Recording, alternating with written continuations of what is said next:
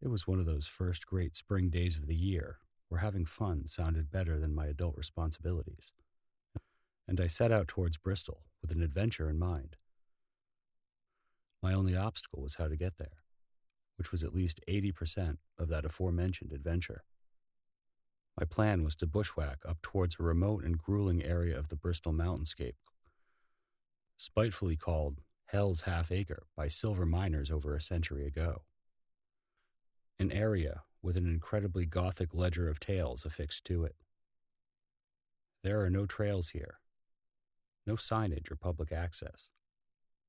Just a giant mountain as a general compass point, which was a huge part of this wild area's appeal to me.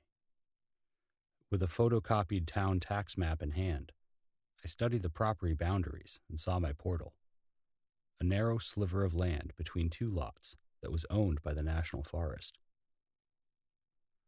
That would be my way up to a miserable elevation called South Mountain.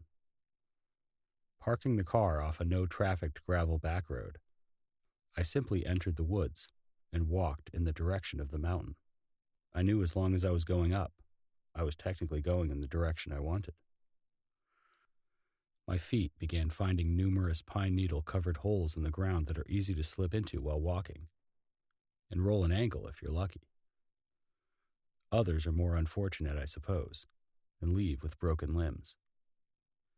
Eventually, the topical quartzite rock slide loomed before me as I trekked through the budding woods in bloom, as the sun was already baking their chalky white surfaces. Undoubtedly, this is some of the most inhospitable land in Vermont. The rocks were still retaining some of their winter moisture and snow runoff, and were surprisingly damp and cool underneath where the sun couldn't reach.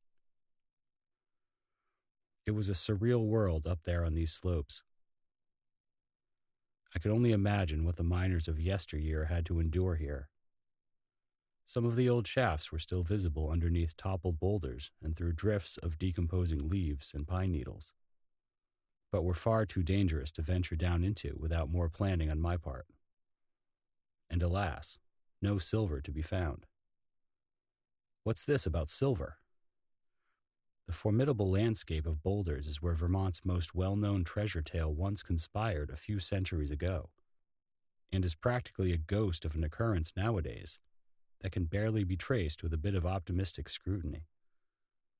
For a landlocked state, I was surprised and pleased to hear that Vermont had quite a few buried treasure stories through years of folklore research, and a rough area south of Bristol Village seemed to be Vermont's most notorious and alluring. Mostly because this one enticingly remains unclaimed under inexplicable circumstances, if it ever existed to begin with. Could there still be a huge load of unclaimed silver up there, waiting to be uncovered by a passing woods person? Clambering my way around the dark holes entering into the bowels of Hell's Half Acre that validated these claims, I wanted to know more about what happened here. So I took to researching it, and it's a terrific story, even if some of it may be nothing but fabrication. I'll try to condense everything as best I can. We can begin with this whole treasure hunting business with an outsider appearing in Bristol in 1800. A Spaniard named de Grau. Because Bristol, Vermont was a small, insular town at the time, the locals took notice to a non-native wandering into the general store to purchase mining supplies, of all things. He kept to himself, never asked for any favors, and didn't hang around long enough to socialize. But it wasn't until bewildered and frightened kids began telling their parents that a strange gentleman had been threatening them in some unfamiliar tongue when they were playing up South Mountain. They had heard some strange clout and other noises, and when they went to investigate, they ran into him and he chased them off. The description matched the fellow folks saw in the general store. His violent attitude and secretive demeanor was all the reason fathers and older brothers needed to form an angry mob. They armed themselves and marched up onto the mountain with two clear choices for the man: explain his business here, or get driven out of town. Or maybe both if he was really unlucky. There they heard the collision of metal against rock, the same noises that attracted their kids before, and creating the noise was the oddly dressed Spaniard who was already out of place in the hard-scrabble Bristol of the 19th century. The mob surrounded him and gave him their ultimatum. Seeing no other way out, he dropped his axe and exhaustively told his accusers that his name was de Grau, and proceeded to enlighten the curious group with quite the tale. Many years ago, his father, who was a miner, traveled the area with a group of Spanish explorers in search of precious metals, and they found a rich vein of silver near the area he was digging, when Bristol was nothing more than a crude collection of cabins called Pocock. They procured the mining equipment and a larger crew and began operations. Almost immediately, they found great success. The ore was rich and easily smelted into silver bars. They mined throughout the summer and into the fall, and when they were ready to leave, they found that they couldn't carry everything back with them. They had too much. So they hid the remaining silver in a cave and hid the entrance. They all agreed that they would come back for the rest of the silver, on the condition that they would have to be together. But complications prevented them from coming back, until years later when de Grau, who was now a very old man, was the only survivor of the original group. The residents of Bristol not only believed his tale, they were fascinated by it. But there was a problem. De Grau couldn't find the treasure. The mountain looked different now. He didn't remember where the cave was. It was probably covered by some rock slide that is the trademark feature of this unforgiving landmass. But the locals who were now doing some scouting of their own were able to find evidence of old mining operations around the area, which validated his claim to them. Soon, he faded out of the picture, and eager Bristol residents took his place, digging around the base of the mountain, hoping to strike it rich. Soon he faded out of the picture, perhaps more grumpy and disheartened than he was before his last arrival in town. Over time, people from beyond Bristol's borders made their way to the mountain slopes to seek their fortunes. Small-time operations existed in the area until around 1840, when a group of Canadians led by a mysterious Uncle Sim trekked down to Bristol and began more intense mining operations. Uncle Sim was said to do no work himself, but instead would direct and control the operations in idiosyncratic ways. He was said to be very charismatic and incredibly persuasive, which I guess most hucksters are. He raised all his investments by promising $100 returns for every dollar raised.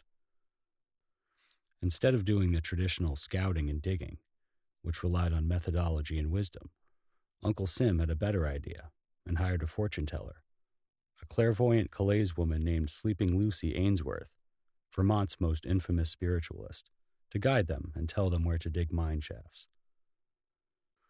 Stories of miners hiding behind rocks and in caves and making bear noises to scare local kids were also told. When that didn't work, the diggers also made up terrifying folk tales about ghosts and vicious dogs that haunted the mine. In just a half acre, they dug numerous shafts into the Rocky Mountain soil, some that were said to reach 50 feet down, and then travel hundreds of feet directly under the mountain. The area was honeycombed with so many shafts that were said to be miserable, dark, and cold, that the area was given the nickname Hell's Half Acre, and the name couldn't have been more fitting. With months of back-breaking labor yielding no results, tragedy and bad luck seemed to be the only thing the ambitious crews were discovering. Mine shafts had to be abandoned due to foul air, flooding issues, and snowdrifts. More work went into reclaiming the shafts than digging them. If that wasn't bad enough, it was hard to haul food and supplies up into the mountains, so a lot of men were close to starving after a while.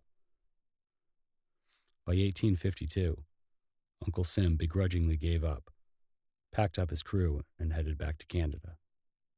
But he was apparently a determined or foolish man, and a decade later, he returned to the site.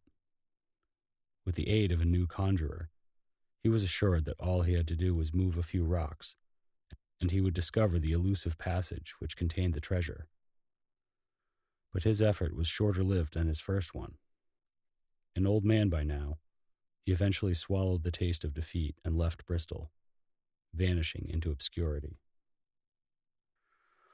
A few other attempts at mining were made throughout the years, but no success ever came out of it. And as far as we know, there is a large treasure of silver still waiting somewhere within the foul depths of hell's half-acre. Is there truth here? I'm not sure now, after researching this intriguing series of events more closely. The problem here is that silver isn't native to Vermont, according to the state geologist. And the idea of Spanish parties trekking down through the out-of-the-way wilds of Vermont's Green Mountains and finding veins of silver here is a little, well, unbelievable, considering they really had no reason to be here during that time frame. Unless, of course, that silver was brought here and stashed for safekeeping that was all too successful. More interestingly, a few other Vermont towns have their own treasure tales, which are pretty similar to this one. But they all happen to be inspired by silver, as opposed to gold, which can be found in Vermont. About the one thing I can confirm without a doubt is that the mining attempts did happen, and we have the old mine shafts and odds and ends still found underneath loads of pine needles on the forest floor to prove it. Even the ubiquitously used term money diggers is a misnomer. They weren't digging for money, but rather a precious metal. At least they thought they were. And Uncle Sim was real too. In a few editions of the defunct Bristol Herald, printed circa 1888 to 1889, a newspaper writer, Franklin S. Harvey, recalled personal accounts of a run-in with him in 1860, when Uncle Sim was at that point a feeble old man. The sight of him digging around the rocks and cliffs looking for that silver was apparently so pitiful that Harvey forgave him for jumping out behind rocks and making bear noises that scared him so badly when he was a kid investigating the diggings for himself. Harvey even claimed to speak with reliable Bristol old-timers who still remembered DeGrau, so we know he was real too. But the fact DeGrau dug and labored and found nothing also brings a little flimsiness to the story. Later on, Harvey's accounts were collected into a now out-of-print book called The Money Diggers. The venerable Joseph Citro thinks that the story may be bunk, and brought forth some great validating research on this story. Through Citro's research, he uncovered an interesting thought by New England folklorist and historian Edward Rowe Snow, who speculated that the silver may have found its way into Vermont because of the plundering of a distressed ship off the coast of New London, Connecticut. In November of 1752, the Spanish ship Santa Elena and Senor San Josef was on its way from Honduras to Spain. Its hold was loaded with at least 40 chests filled with silver. But on November 24th, the vessel ran into some trouble at sea and was forced to dip in towards New London where it anchored. It should have been a straightforward repair if the requests for aid weren't met by thievery instead. Most of that silver somehow vanished while in port, and the whereabouts are a mystery that probably will never be solved. Maybe the stolen loot somehow found its way up into the far-flung wilds of Vermont to be stashed. Or maybe the party was on their way to Canada. Maybe. If that's the case, what about the other Vermont towns and their similar treasure tales? Another theory is that the local Indians may have put it there, but that also lacks validation. Ghastly tales. I guess the laws of buried treasure state that when you have one, you also have the supernatural. In Bristol's instance, a ghost or two. The original and more morbid of the tales is that when the mysterious Spanish prospectors were mining the base of South Mountain, they sacrificed a local boy and his dog under the moon, its light burning their blood on the stark white boulders. I guess it's no secret that avarice brings out the worst in people, and our monsters often say the most about humanity.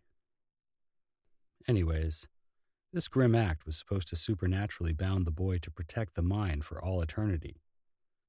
Shambling through the shadowy woodlands around tree stumps and near caves, with a smoldering hot branding iron and a frightful gash across his throat, chasing away anyone who gets too close to the fabled mine. His dog-turned hellhound is said to join him, growling and threatening to tear the throats out of anyone who ventures too close. Strangely enough, Harvey once wrote that some of the miners, who were gray-haired, aged men, actually admitted to hearing weird howls and groans at dusk. The more modern version turns the boy and his dog into sympathetic figures. One fall afternoon, a boy and his dog went hiking in the woods around Hell's Half-Acre, exploring the abandoned mines and cavities and rotting wooden platforms. And perhaps maybe something flickered in the back of the boy's mind as he continued with his dog, something about a lost fortune of silver that was never found. But as night fell, they never came home. His worried parents soon launched a search party, and plenty of neighbors and volunteers combed the woods and found nothing. After weeks of searching, they reluctantly gave up, and the cold Vermont winter rolled in. The next spring, a passing woodsman was walking through the woods when he noticed something peculiar at the edge of a mine shaft. As he got closer, he recognized it as the skeleton of a dog. Then it clicked. If he was looking at the remains of a dog, sure enough, that vanished boy had to be nearby. At the bottom of the 50-foot shaft, the skeleton of a little boy was found. The boy had fallen into the mine shaft and broken both his legs. Unable to get out, he starved to death. His faithful dog refused to leave his side and died at the edge of the hole. And then, the supernatural happened. For years after, and maybe even today, folks up around Bristol Notch would say that when the weather was just right on certain nights, they could hear something coming through the woods. Something that may have sounded somewhat like a lonely cry for help. Regardless if any of this is true or not, it was a great area to bushwhack up to nonetheless. And the landscape, which is strangely alien and dangerous, makes for a great elixir for your imagination. Written by Chad Abramovic. Published at obscurevermont.com.